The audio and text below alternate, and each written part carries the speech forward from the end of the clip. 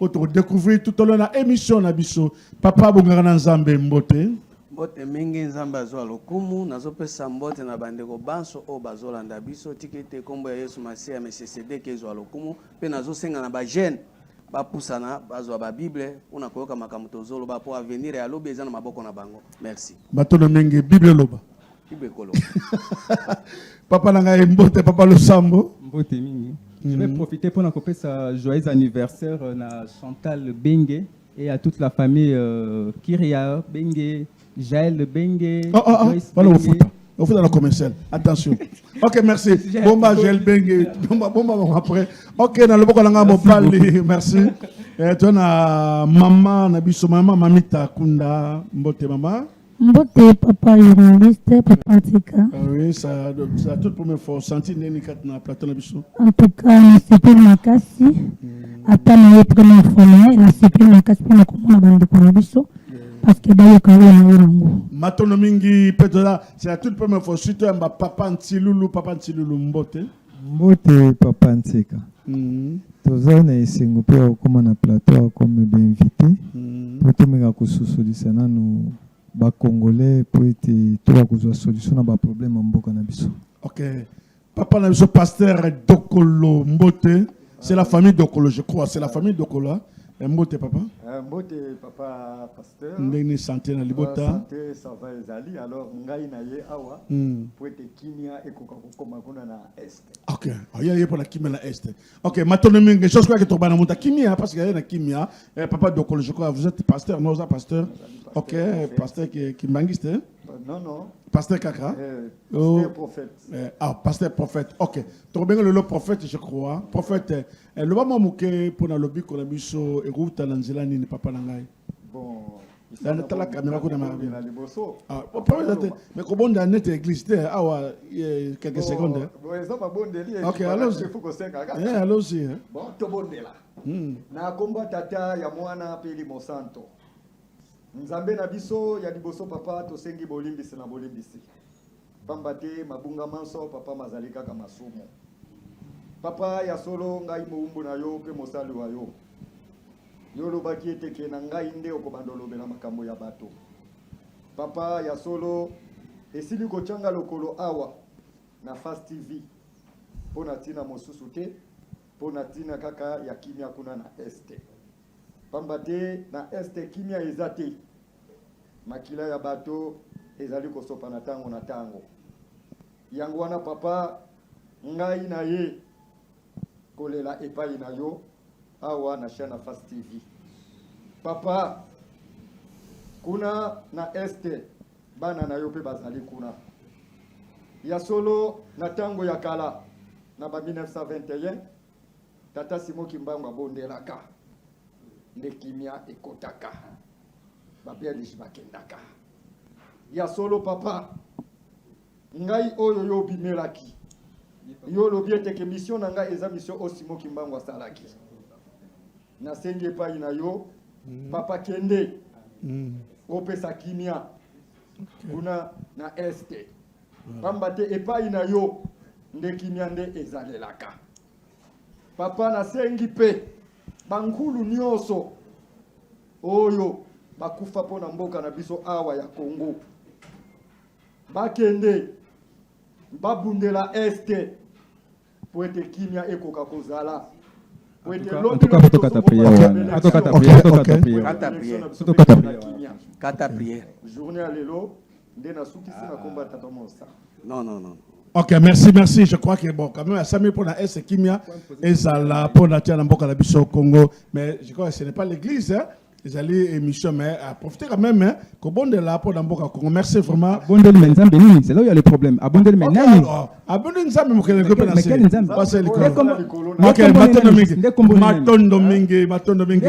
OK, papa. OK, merci. Papa Nangai le Sambo, allons-y. Pour sauver l'humanité tout entière. Est-ce que ça nanzia na Yesu, nanzia na Mfumu Kimbangu, nanzia ya Mahomet, nanzia ya Bouddha, nanzia la Papa Mbala tout kolela, to nanzia nini 5 minutes. Merci beaucoup. En tout cas, je vais balayer moi rapidement d'abord. Mbala tout kolela. Nanu alobi yemo kwa zanzambe nanu. Alobi nanu yemo kwa zanzambe. Sikoyo, s'il veut nous sauver, il va nous sauver par rapport à qui, par rapport à quoi? Si seulement si Azan Zambindenga Lobinwa. Mais c'est quoi? Jésus maintenant ne peut pas nous sauver. Jésus ne peut même pas nous sauver. Parce que déjà, c'est quoi la mission de Jésus au départ déjà? Jésus, n'a quelle mission juste? Parce qu'il y a le billet moko. Même d'abord, l'ange qui parle à Joseph, à Zoloba. Ange a dit Joseph bien. Moi, Nayoko Bota, l'enfant qui naîtra, c'est lui, Yende, qui sauvera son peuple de tous ses péchés. Qui est le peuple de Jésus? L'ange ne dit pas à Joseph que moi, si on Bota, moi, c'est humanité mobimba. L'ange ne dit pas ça. L'ange a lobby, moi, si on Bota, moi, Bota, Yende. Akobikisa libota na ye na masumune nyos. Mais en fait, comme si on examine ici là, est-ce que Jésus a sauvé tout son peuple? C'est encore là où il y a le problème. Mais Mohammed encore, parce que j'ai fait des cours islamiques, je connais bien comment. Je me suis maintes fois rendu dans des mosquées, je me connais bien en islam. Bien que beaucoup de musulmans affirment que Mohammed est le sauveur de l'humanité, contrairement à Jésus selon Bango. Mais moi je pense que Ezra Mohammed, Ezra Jésus, Ezra Mbala qui est juste à côté ici là, Ezra Bouddha, même le bouddhisme n'est même pas une religion purement chinoise, j'allais dire. Le bouddhisme n'est même pas une religion purement chinoise. Même en Chine, le bouddhisme a été importé, une religion importée. Et la Chine, bien qu'il Fandi puis est dominé. C'est que nous, moi à mon niveau, j'ai dit déjà qu'il n'y a aucun sauveur. C'est que mon côté, à Kobi qui c'est l'humanité. Chacun se bat dans le. Parce qu'il faut voir, si c'est Jésus, si seulement ici c'est Jésus qui pouvait sauver ce monde ici-là, déjà il faut voir sur terrain. La Chine qui ne reconnaît même pas la divinité à Jésus, mais la Chine prospère. Les Émirats arabes, les États islamiques, qui ne prennent même pas Jésus pour un Dieu, ils prospèrent. Maintenant, si nous on dit que c'est Jésus qui bénit, c'est Jésus qui sauve là. En tout cas, je pense qu'on est vraiment, Libanda a raison, parce qu'il suffit d'aller sur les terrains. La Chine est là. La Chine ne prend même pas Jésus comme Seigneur ou comme Dieu. La Chine ne reconnaît même pas Jésus. Mais la Chine est là. Elle évolue sans problème. Les États islamiques sont là. Parce qu'ils évoluent sans problème, sans compter sur Jésus, sans compter sur Bouddha, sans compter sur Mohammed. Non. Mais c'est pourquoi c'est pas un Bissoa, même pour une guerre où il faut combattre Bissoa, le Rwanda pour attaquer le Congo. Rwanda pour attaquer le Congo. Il a juste attaqué, il a juste posé le premier coup et puis c'est tout. C'est quoi pour riposter et comme c'est quoi Bisso, Tokende Bastade, Totinda Bambongo, tout ça là, pendant que ces petits pays pour attaquer ces grands pays-là n'ont même pas invoqué un dieu quelconque. Comme ils sont malhonnêtes, Bayeka Bongo, et puis ils ont attaqué. Et puis c'est quoi Bisso, pour riposter na Kouana. Là maintenant on nous propose option épelée, Tokende Stade, Togéné, Tochabama offrande. Moi je pense que tout ça est un délire. Il suffit d'être conscient et puis on s'arme correctement et puis on va riposter et puis tout va finir. Déjà, je pense que la guerre à Est, si on prend même une population, une jeunesse civile, il y a Kinshasa, qui est Est, cette guerre peut finir en un jour. Donc cette guerre, hormis les traîtres Yamboka, hormis les vrais Congolais qui veulent que cette guerre continue, du jour au jour. Cette guerre n'a rien à voir d'une guerre normale. Oh, il faut que notre Nzambaya, Fumukimbangwaya. Non. Donc, c'est qu'il n'y a aucune personne parmi tant de personnes pour sauver l'humanité. Dans toutes les guerres déjà, pour vaincre une guerre ou pour vaincre quelque chose, il faut combattre. Carrément, il faut combattre. Notre misère ici, là, notre tous, pour vaincre plutôt. C'est tellement facile, il faut qu'on combatte quoi. C'est quoi le problème, c'est tel problème, et puis on combat et puis on gagne, c'est tout. Ou on gagne ou on perd. Mais moi je pense que si on met la volonté, on met les moyens, on va gagner sans problème, sans problème. Ce n'est même pas une affaire des religions que on attend que Moutoumou il faut que quelqu'un vienne à sauver Mboka au Mobimba. Nous on ne croit pas à ça. On s'est dit que nous soyons un peuple conscient, un peuple vraiment, vraiment, vraiment conscient, et puis cette guerre-là va finir en 1 ou 2 jours. Si seulement on met de côté les traîtres et les Congolais qui financent cette guerre Rwanda. Parce que déjà, même si on va dans ce sens-là, c'est déjà connu. Okay? Il y a même des Congolais, des citoyens Mboka Oyo, qui sont pour que cette guerre ne finisse pas. Si vous avez à voir ça, la ninogiste. Rwandais, Kutu Kagame a gagné l'église et belé. Mais la guerre continue, ils ont continué. Et puis jusque-là, ils continuent à gagner. Ils continuent toujours à gagner. Donc, il n'y a pas de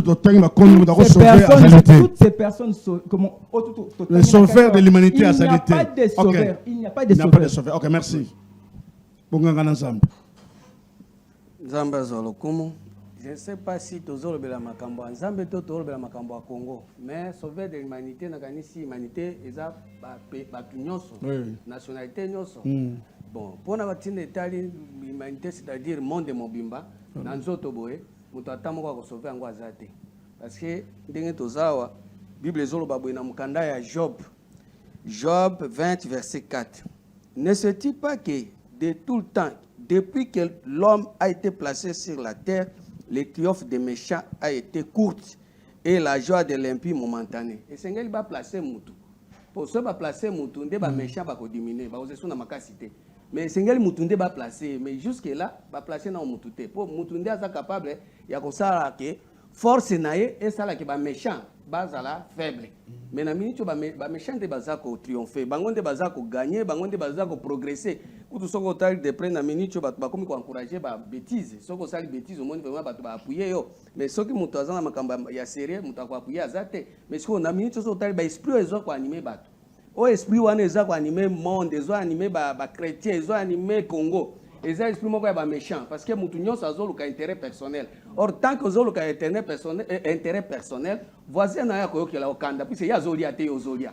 Moni que tango yozolia yozo sepela ya zo sepela te. Passe ezo komisa bato bandoki.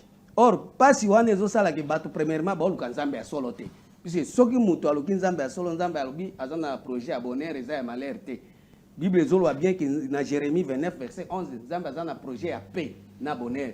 Mais jusque là, mutu atamo kwa zana paix azate, mutu nyonso aza toujours koluka toujours ça la mafia de façon que a gagné, tango a gagné etalié na famille na ye. Or tango yozo gagné yo na famille na yo. Yeba ke ba voisin ba otikela tante. À ce moment là au mona batu ba sali cri ba côté lio ba bandi ko sala mabe. Yango ezo senga chiko batu baye banzambe. Po so batu baye binzambe nde ba kotia mutu. Or Nzambe yenda est le sauveur de l'humanité. Nzambe wana chiko ko yeba ye. Il faut ko yeba po batu baye binzambe te. Nzambe za mutu te. Nzambe c'est un esprit. Babi Dieu est esprit et les vrais adorateurs adorent le Père en esprit et en vérité. Esprit wana ya bonzambe wana nde nzambe wana. Mais esprit wana nde zate. Puisque ba esprit nyonso toza nango eza ba esprit ya ba marabout, esprit ya ba nganga, ya ba magicien, ya ba féticheur, ya ba to ba kota ba science kili.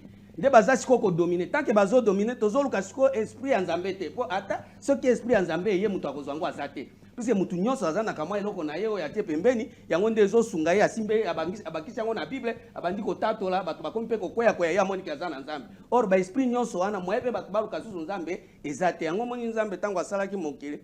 Premier eloko nzambe asalaki atiaki lumière alobi que la lumière soit et la lumière fit. Nzambe amoni lumière eza bien. Or lumière wana eza éclairage ya makambo ya nzambe. Mais siko bato bazana éclaircissement makambo ya nzambe mutu atamuka zana ngote.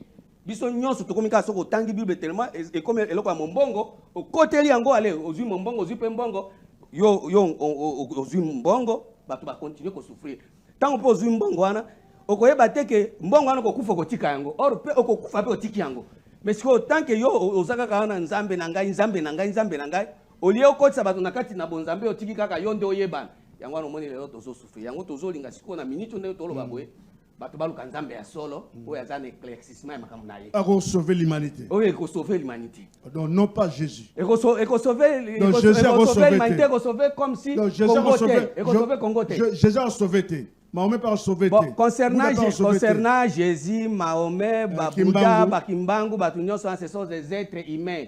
Bato bazana mai na makila yango moni batu biye boye makila ebimi mais nzambe azana na mai na makila te Dieu est esprit azana na mai na makila te. Soko koti na kati ya bonzambe eza par rapport na connaissance exacte ya nzambe. À ce moment, ce connaissance de koti na kati ya mutu mutu akubanda kotambre sur lenge ya lingite. Matondo mingi, merci. Toke pa ya papa Ntilulu, le sauveur de l'humanité tout entière.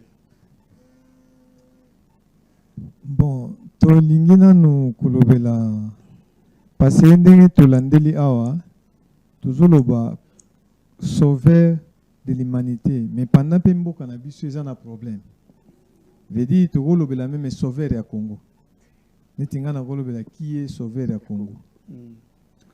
Alors mboka na biso d'abord biso na ba africain to na problème. Ba église nyonso eza ba église zolobela Yesu ko bana na mama na bango catholique na ba église zolobela kimbango nyonso échoué. Parce que échoué pona nini? Parce que enseignement na bango ezobala na te na réalité tozotambola nango. normalement na ngonga oyo sengeli mateza la na réalité oyo tozomona. Mais so otali mateya bazoteya na Bible, même mateya bazoteya na église, ezobala na réalité te.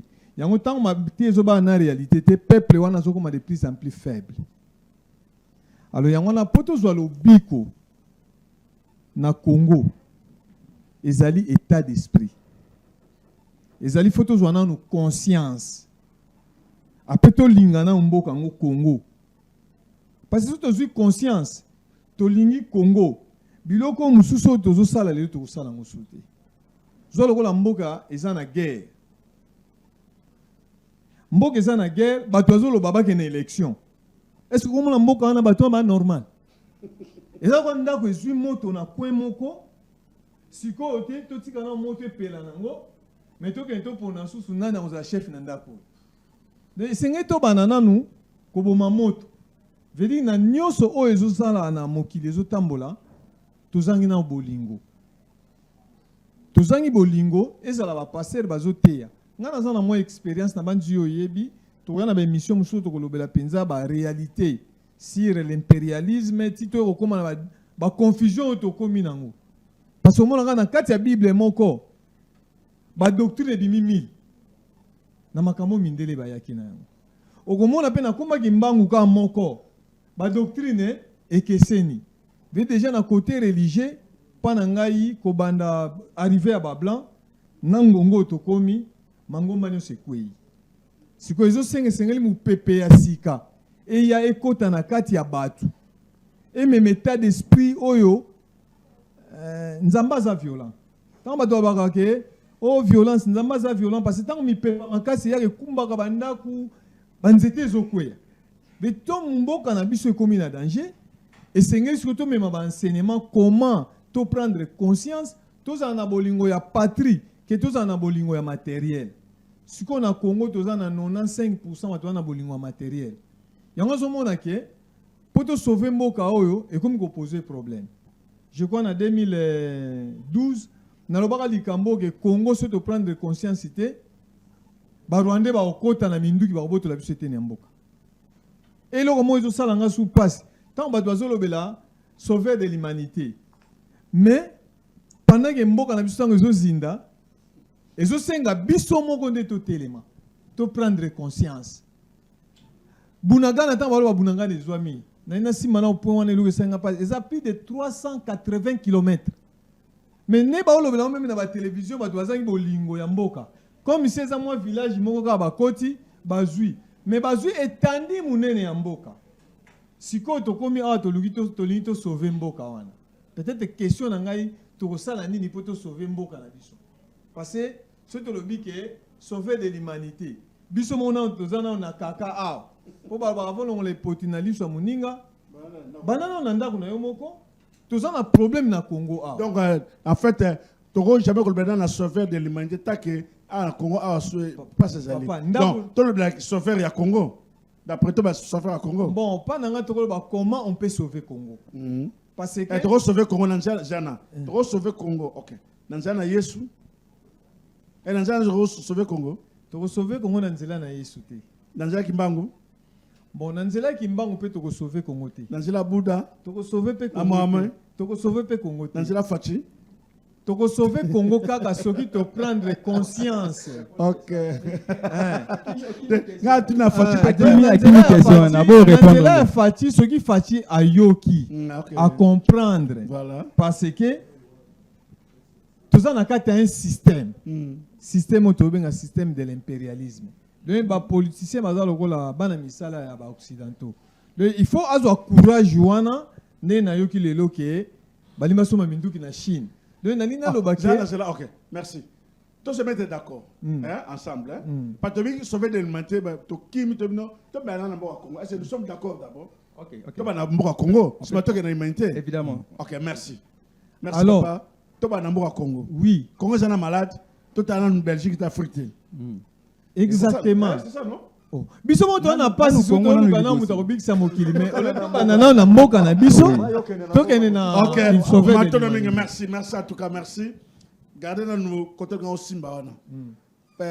Pasteur Dokolo. Pour sauver mboka le Congo ndengeni. Voilà. Donc to bonne humanité. Na yebi ke poto sauver mboka na biso oyo. Liboso. Il faut mabondeli parce que ça mabondeli. Tokolonga te. Mabondeli na kombo nani? Na kombo ya nani? Na kombo ya Nzambe. O ya sala mokilo ya sala na biso nyonso. De kombo totuna. Kombo. Na kombo Nzambe. Nzambe kaka. Avec Nzambe kaka. OK. Donc to recevoir mboka à partir ma bondeli. Je crois ma bondeli parce que ba musulman bazali, ba bouddhiste bazali, ba je to sangana ce que to bonda ndengeni. C'est ça c'est le problème. Ce qui to bondela ndengeni. Mais ce qui bolingo ezali parce que eloko nyonso pour kimia ezala na mboka na biso. Il faut d'abord bolingo ezala. Et ce qui bozala bolingo te. Bokokota pe mabondeli wana te. Et ce qui bozala bolingo, bokokota mabondeli nde Nzambe akoyokela bino. Donc esengi ke biso nyonso tozala na bolingo tokoti mabondeli po Nzambe ayokela biso po te kimezala na mboka na biso. Sur mabondeli wana qui na o diriger mabondeli. Ça c'est le problème. Nana o diriger mabondeli wana. O diriger mabondeli. Atanga ina zala. OK. Pour la mboka bomima. OK, ba ko sur le stade au beni bajitu. OK, maintenant mingi je crois que to ke malembe to kimi bande wabi to boy sauver humanité to bana na mboka parce que mboka ezo perdre nous moto. Parce que Mshabete, to dans ma bonne de pour sauver Mboka, il est prêt. Il y a réunir Congo Mobimba pour te abonner là, te Congo et Joa Kimia. Tu sais pas maintenant maman, parce qu'il y a ça les cabous, tu sais pas maintenant maman. Papa vous en ensemble. Ma bonne deli et qui ko sauver Mboka côté parce que ça ma bonne deli tiri qui na Mboka ba 30 jours, ba 1 mois, ba côté na stade, ba 100 jours. Biloko nyonso wana sauver Mboka te. Eloko ko sauver Mboka yango Bible no Bible. Na mukanda ya Proverbe 28 verset 9. Si quelqu'un détourne l'oreille pour ne pas écouter la loi, sa prière même est une abomination. Si quelqu'un détourne l'oreille, ozui litono bina koka na ngamo mi be côté. Na bandaka mabondeli. Babi prière na ezali abomination. Or mi beko wana nde senge no bato bayiba. Mi beko ya nani ya Nzambe. Soki mutu ayebi mibeko ya Nzambe na sima ya mibeko ya Nzambe nde abondeli nde Nzambe akoyoka ye. Mais siko bato bazobondela sans pour tabaye ba mibeko ya Nzambe. Eza kaka po mutu abondeli kaka po alingi abondela. Or il faut premièrement ko bana mibeko. Or mibeko ya Nzambe eza na kati ya liloba na ye.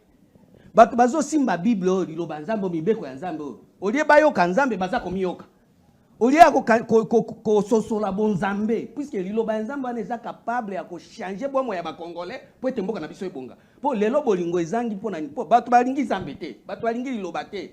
Bato balingi ambiance, bake na église liloba eza 20 minutes mais 3 heures d'ité za ambiance na ambiance. Or ndenge zabwe nyonse koleka liloba Nzambe koleka te. Siko na minute ndenge tolo babwe, bato esengeli bazonga na kati ya liloba Nzambe ya solo, liloba Nzambe ya lokuta te. Po liloba Nzambe ya solo nde ezangi na kati na Congo. Puisque soki liloba Nzambe yaka ezalaka mwinda pona kongengisa bomo ya moko na moko. Bato lelo baza na kati ya molili pourquoi? Parce que baza na ignorance. Mon peuple périt faute de connaissance. Connaissance ya Nzambe. Po soki bato bayeba Nzambe mbele lelo biso to souffrir te. Po lelo bato nyonso boya na église mutu azoya na posa na yeka ka bala ya abota ya voyager azwa musala azwa bana biloko nyonso esili. Mais makambo etali bokonzi ya Nzambe, royaume de Dieu, volonté ya Nzambe, mystère ya Nzambe, grandeur ya Nzambe etali ete. Mais ya lingi kaka ye souci na kaka ndia ya na église et puis so ba pakole mafuta na moni Nzambe la kisinga yi okende poto esili ya. Nzambe ngona c'est ça le bon jusque là Nzambe ni. Dieu ce n'est que la parole. Jean 1:1. Au commencement était la parole était avec Dieu, la parole était Dieu. Lumière, parole wana babi ezalaki lumière. Siko lumière wana esengeli éclairer bomo ya moko na moko babi eza véritable lumière. Jean 1 verset 9. Babi eza lumière soki ye na mokili éclairer mutu nyonso. Mais siko liloba na ko éclairer mutu nyonso nde eza te. Tozana ba liloba o eza ko confrère ba na kati ya ba église ba komi ba prisonnier. Mais comment na kati ya dimension ya éclairage ya connaissance en Nzambe parce que mutu soki déjà premièrement ayebi Nzambe eloko aliboso to donc la prière ne peut pas sauver le Congo. Premièrement ezana no mutu azana na liloba Nzambe po liloba Nzambe nde kotsa bolingo na kati donc totana liloba Nzambe nde botisaka bolingo bolingo soki ezali sans bolingo mutu akosala eloko ya Nzambe te eloko aliboso eza bolingo puisque bolingo nde etindaka même ennemi na yo otindele moto te bolingo nde ezipikaka masumu. Siko nakozipikaka masumu bato ya masumu bakobongola mitema. mais lelo bolingo ezate bato otindikila bato moto or bato nyonso soko zikisi bango okotikala na banani Zambia kotika bato ya nani siko na minute ndenge tolo babwe esengeli na bato bakotana na kati ya liloba ya Nzambe. Merci, on me fait signe à Konde Kuna. Vraiment, les gens sont nombreux devant leurs écrans. Pardon pour la Robenga. Capitaine Manoka Kwana Kimbango, on a la révision de n'habitez Konde, n'habitez ce qui va en ligne. On peut faire passer en ligne, pas matin. C'est très très important. Merci. Une équipe où est similé l'eau, vraiment, c'est une équipe costaud. Hervé Ntimba, Yashimwadi, à forme Josué. Allons-y. Ok. En fait, comment je pense qu'on se perd de plus en plus. Comment il a dit un truc important. Alors, que déjà, la religion nyonso est échouée déjà. Siko déjà. Et puis, quand on dit, il faut qu'on aille prier. Allô? Allô? Mbote Ndeko. Allô? Mbote. Bonsoir. Bonsoir. Bonsoir. Bonsoir. Nabengi na Kimbangu, c'est capitaine Manoka. Ok, mon capitaine. Yaolo Sako. Olobini papa notable à Kimbangu. Lo Sako nazolanda bande kona biso nyonso bazol bakuna. On dirait que bazaka ka munoko moko. Mais moi j'allais dire ceci. Les lois de Chine est allé développer pour qu'on s'attende à la science à Bangote. Pour que Bakamata qui envoyé spécial na Bango ou Nzamba Sinda pour na Bango, va reconnaître les même les musulmans, ce qu'on t'a dit bien, Afrique, Bissau surtout, autres bien les chrétiens, c'est très faible même dans le développement de Bissau. Ici au Congo, Tolinga, il a fallu te reconnaître Kimbangu. Parce qu'il y a des matinda mi awa. Parce que Nzambe, les Zawana atinda batinda minaye na ba continent nyonso. O ba konimela, ne ba jui. Parce que science na mutuna yo, pour y bango, pour développer bango, mais il faut ligne d'abord. Donc moi je pense que balobina bango ma bête pour mutamto aza na conception na ye mais pour nangai mukolo to reconnaître Kimbangu na RDC to rejoindre développement ya makashi nangana sugande wana. Merci beaucoup na bandeko nyonso bazawana. Merci Mato Domingue, capitaine, mon capitaine na Kimbangu, azo sa fierté à Kimbangu na pombe na kitoko ambole jusqu'à que la semaine prochaine on sera la descente kuna pour total esca wapi. Notable à Kimbangu, capitaine Manoka Moussala Kosala, Longo Mingue, mon capitaine. On peut continuer avec en fait, déjà, comment qui déjà, par église, déjà, par religion, nous ici échoué déjà. Même si on nous dit que tout le monde reconnaisse Kimbangu, le col a envoyé. Maintenant, Kimbangu, c'est un chrétien. Parce que déjà, si on va à la base, il y a Kimbangu déjà là-bas, à Kamba, c'est écrit Église de Jésus-Christ déjà. Maintenant, comment? Déjà, Kimbangu, on voit que Kimbangu, c'est déjà un chrétien déjà. Donc, c'est que quand on parle de Jésus, déjà, on voit Kimbangu comme disciple à Jésus, selon ce qui est écrit na Kamba Kuna. Mais déjà, je vais comme rappeler dans des lorsqu'on parle de la religion, la religion et la politique vont toujours de pair.